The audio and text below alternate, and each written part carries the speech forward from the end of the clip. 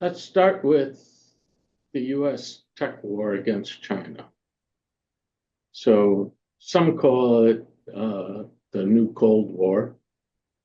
The problem with that is there's no guarantee that it'll stay cold. So there is a major US military buildup around China with a US Army drone warfare Green Beret unit now stationed in Taiwan and aircraft carriers from the US, France, and Japan conducting war games in the South China Sea.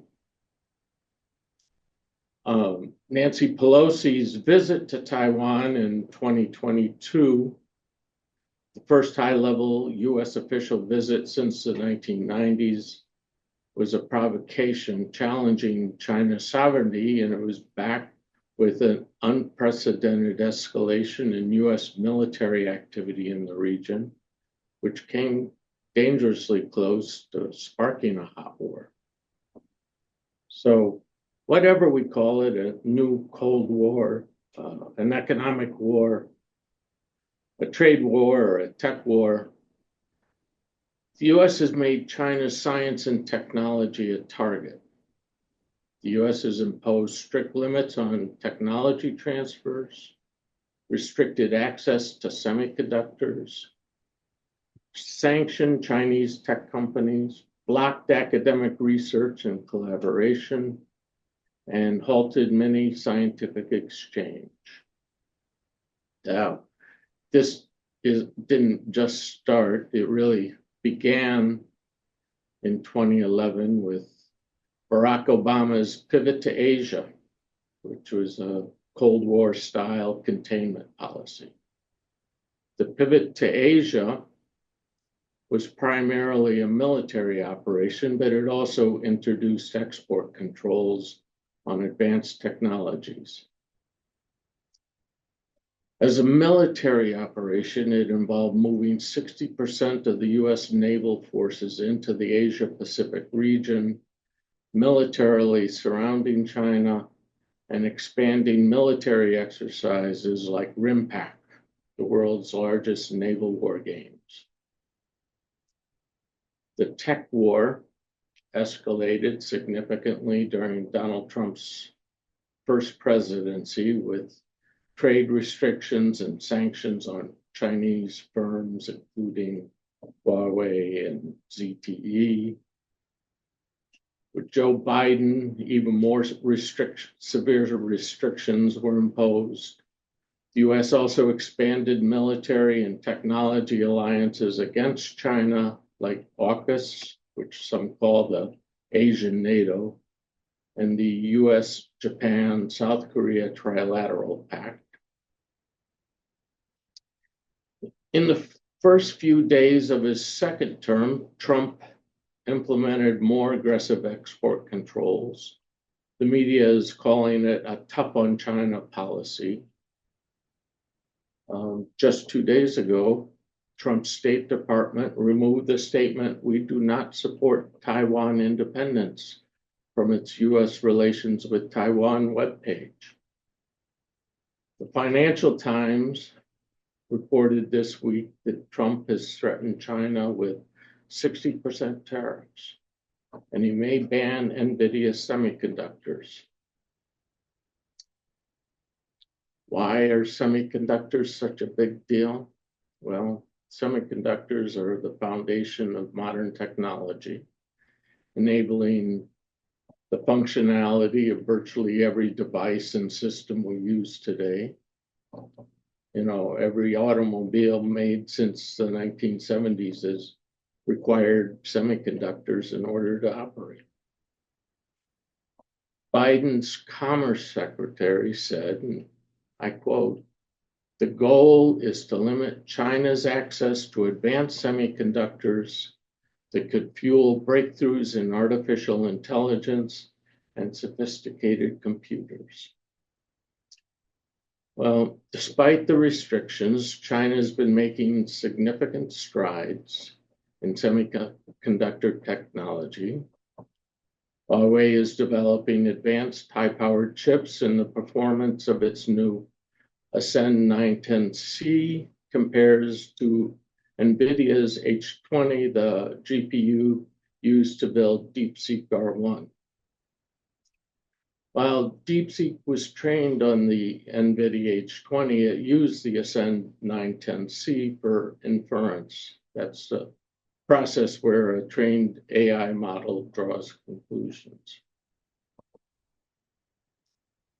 Which brings us, of course, to DeepSeek, a large language model, or LLM, built in China that equals the best in the US.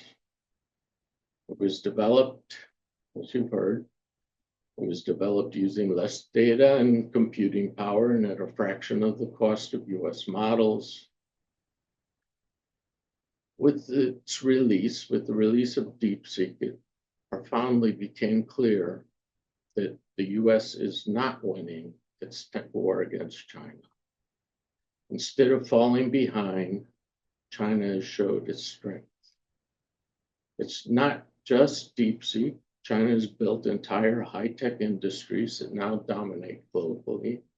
Huawei is the world's leading 5G telecommunications company. BYD is the world's top electric vehicle maker. CATL leads in advanced battery technology. Tongwei is tops in solar power. DJI is the world's largest commercial drone maker.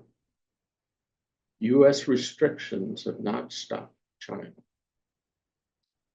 When the pivot to AI began in 2011, as you've heard, the US led 60 of 64 key technologies. By 2022, China had surpassed the US in 52 of those technologies. For years, AI was dominated by US companies like Google and Microsoft's OpenAI. But today, China is leading in AI development and applications, and not just with DeepSeek. Why is that? Well, unlike the US, which focuses on AI for corporate profits, China seeks AI as a driver of economic transformation, a way to modernize its economy. Lenin famously said that communism is Soviet power plus electrification. Today, you might say high tech. In 2017, China released its next generation artificial intelligence development plan. That plan is based on building open source platforms to coordinate hardware, software, and cloud-based systems. This is similar to how technologies like the Internet's World Wide Web or Linux, which you heard about, the operating system for servers, cloud computing, mobile devices, and supercomputers, that's become dominant. They were built on open source standards that allowed for worldwide collaboration and innovation.